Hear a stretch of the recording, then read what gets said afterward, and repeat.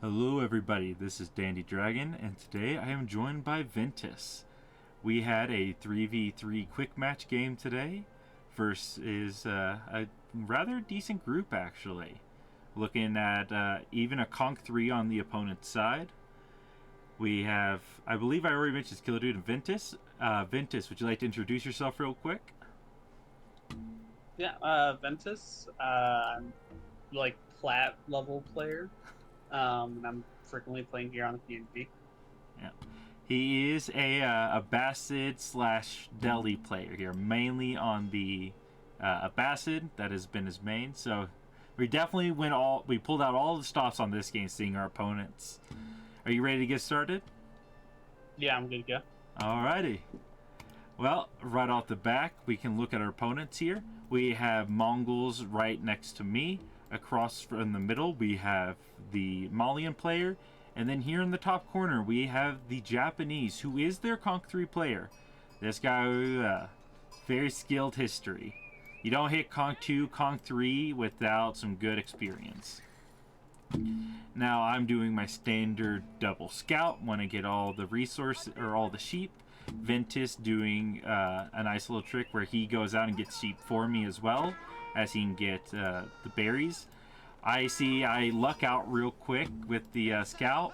They start to bring the TC down, or they didn't garrison the TC, and I see an opportunity here. For those who do not know, you can see the outline of where a building from the Mongols will start building. So if you stand on top of it, they can't actually build it, and they have to reach the middle first. So I decide to pull a little bit of a trick here. You know, just a little bit of fun times.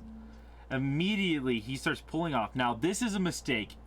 Now, normally, if you could get the TC in place, you would be in a good position, but he's putting his Gur out onto the middle so he can get shoreline fish, which would be a fast gather rate. He pulls his Vils over to get that, not paying attention to his TC. This allows me to completely deny the TC going up. Meanwhile, I kill his sheeps because he put them on top of the TC.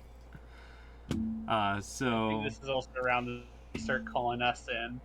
Yep, we decided that this right here is now the game-winning strategy.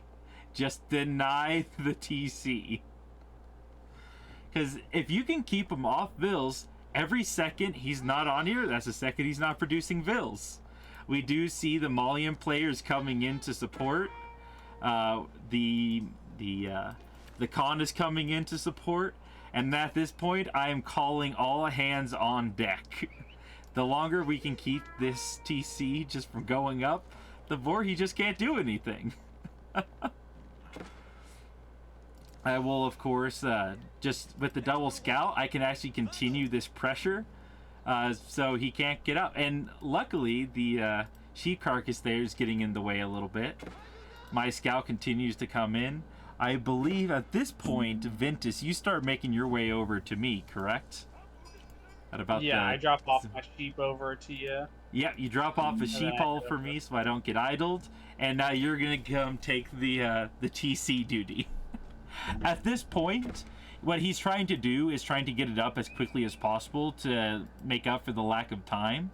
But honestly, if he had just pulled it to his ally in the first place, he would have lost only like 1 or 2 Vils. Instead, he's losing, what is it at this point? He is on 6, meanwhile I am on 14. He is behind a total of 8 Vils.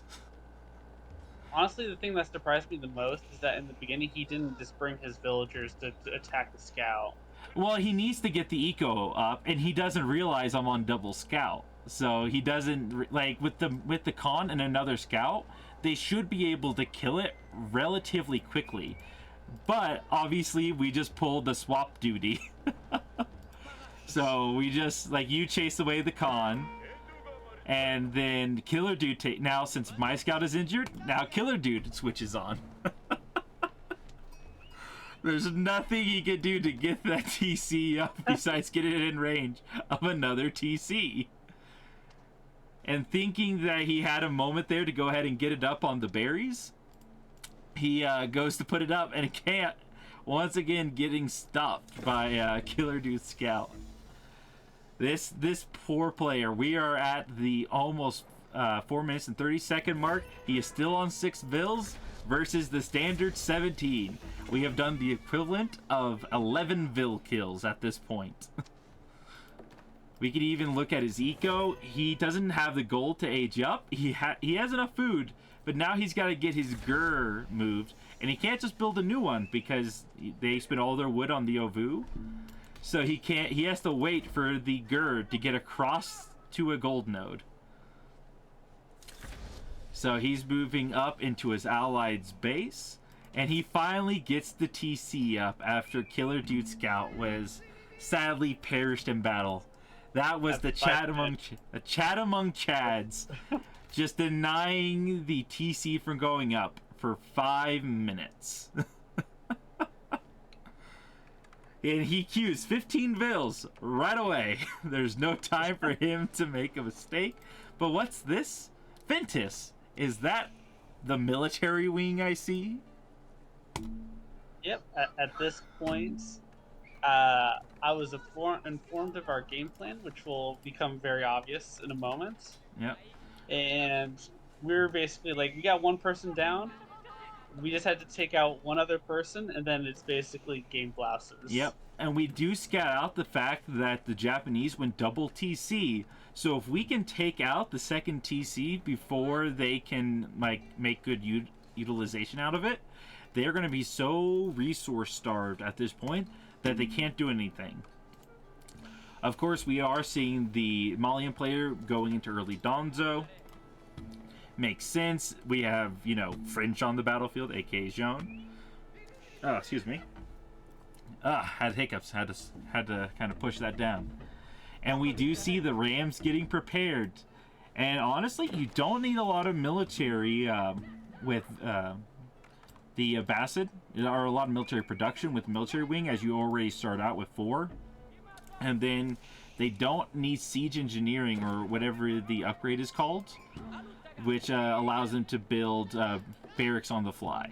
So right away, we're going to be able to see that Ventus is just going to get a few Rams up. And at this point, we are all in on this. We see Killerdude is getting his military on it. He's got Longbowmen coming in, Limitanai. I'm pulling Joan, Knights, and the battle. Did see Pink have some Donzo as well on the opposite side. Yep, so we definitely needed the longbows to come in to help support this. Because Donzo, they will beat normal spears, they will beat knights. And with TC defense as well, they're going to be very safe in their base. Which is where the longbows and the rams are going to come in and put in the work of the gods. The final ram getting built up.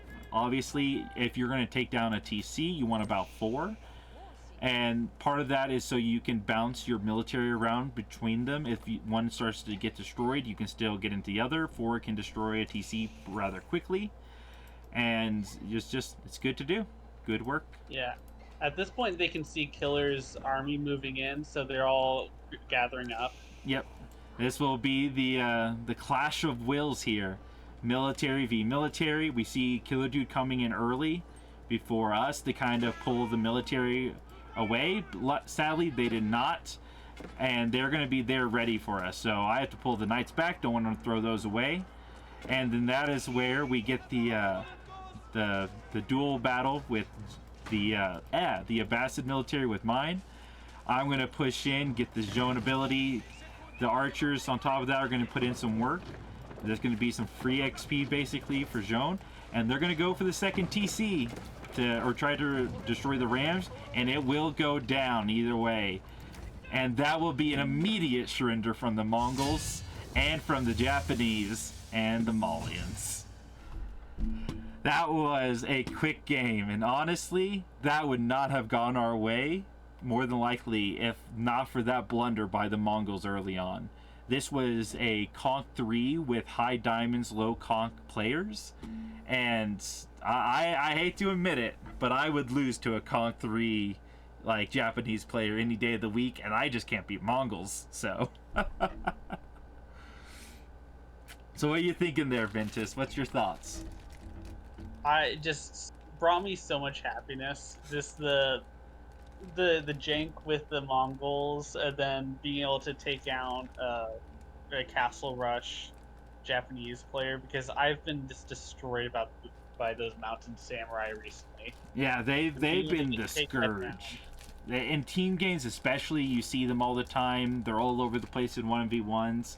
The ability to have the chance to just go in and whack a Japanese player because he's forced into 2TC to eco up behind his allies like slow build or inability to build up.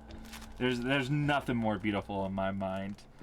Like, heck with everything else, you don't need a night harass, you just need scouts changing duty to just keep a TC from going up.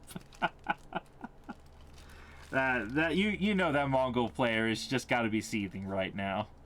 Oh yeah, and that's also, like, I mentioned this after the game, but again, every time I'm going to play against a Mongol and team or 1v1, I'm always going to send my scout over to see if I can pull this off. Just needed to have him one more time. Got to chase that high. Well, everybody, thank you for joining us today. I hope you found that entertaining, and you'll come to see our later videos. Y'all take care.